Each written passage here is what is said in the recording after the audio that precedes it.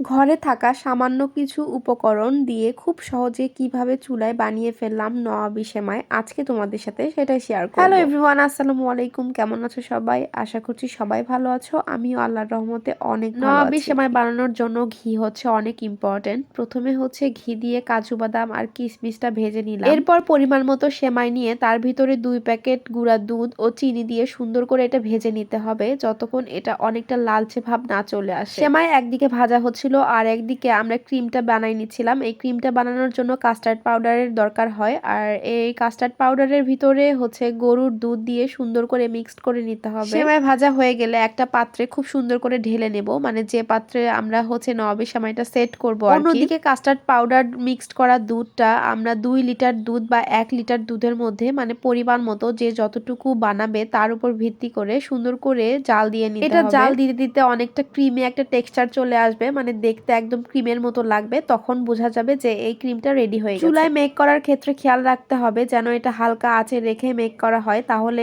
এই সেমাইটা খেতে অনেক মজা হয়। এই তো মোটামুটি রেডি হয়ে গেল আমাদের নবাবী সেমাই। তো যাই হোক, আজকের ভিডিওটা এ পর্যন্তই। সবাই ভালো থেকো, আর ভিডিও ভালো লাগলে আমার পেজটা অবশ্যই ফলো করে দিও। আল্লাহ হাফেজ।